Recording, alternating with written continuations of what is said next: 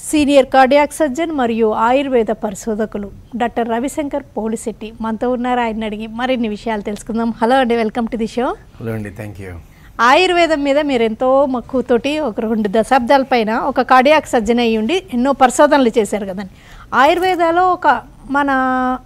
ఒక ప్రాచీన వైద్య విధానం, దానిలో పార్ట్ అండ్ పార్సిల్ యోగా, అదే ఇంటిగ్రేట్ అయ్యి ఉంటుంది. ఈ యోగా డే సందర్భంగా ఏం చెప్పాలనుకుంటున్నారు? చాలా చెప్పాలి. ఎందుకంటే యోగా యొక్క ఆయుర్వేదం యొక్క రెండింటి గమ్యాలు ఒకటే. అంటే యోగంలో మన భగవద్గీత తీసుకుంటే యోగ సమ ఉచ్యతే అని అన్నారు. అసలు యోగా సూత్రాల్లో పతంజలి వారు రాసింది ఏంటంటే యోగా చిత్తవృత్తి నిరోధా అంటే దాని సబ్సిక్వెంట్ వర్సెస్లో ఆయన mentioned చిత్తంలో ఉన్న వృత్తులు అంటే ద డీప్ సీటెడ్ ఇంప్రెషన్స్ని మనం మామూలుగా ఏమవుతుంది, మనం ఆలోచన చేసే ముందు కానీ యాక్షన్ చేసే ముందు ఏదో ఆలోచిస్తాం. ఆలోచన అప్పుడప్పుడు మనం తెలియకుండా వస్తూ ఉంటాయి. ఎక్కడి నుంచి వస్తున్నాయంటే మన దగ్గర డీప్ సీటెడ్ సబ్కాన్షియస్ మైండ్, దాని చిత్తం అని అన్నారు.